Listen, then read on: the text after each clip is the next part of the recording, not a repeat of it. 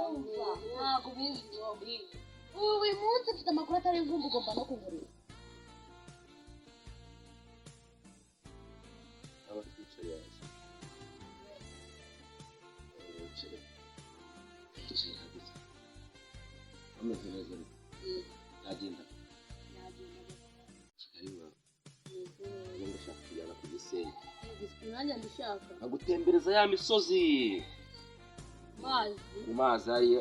kuri Nyabarongo rwose imbere cyane Nyabarongo nko ku Gisenyi naho ngaba Nyabarongo ndayishaka ariko byagenda se ari ukuntu wanerura ntabwo wambasha igikunshuro ese ko ndushira imbaraga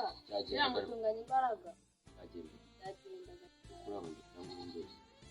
barakwanga yego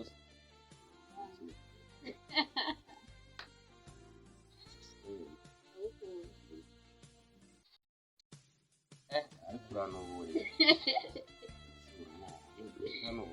hafi ntabwo ari cyane yego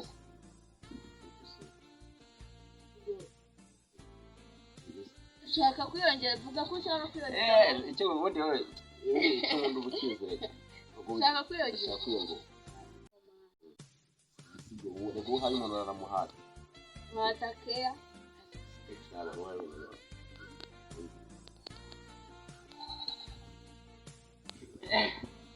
isengira ibiri ijana rwose ijana kubera iki waba uzamuvanye zina ndetse wongereye kiri biragura none ubundi bibaye byiza wagiza na buri munsi ntabwo nazongera kujyanya buri munsi wagize ukanyongera byiza nako zibirije bivuze ngo noneho bivuze ngo mu minsi ibiri abangize ibiro 200 byose wenda ngafungira ku 200 abugiye gusa ya byabimeze neza ariko yego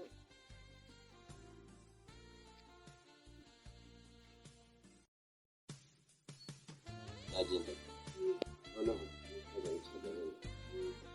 ku Gisenyi ku mazi igenda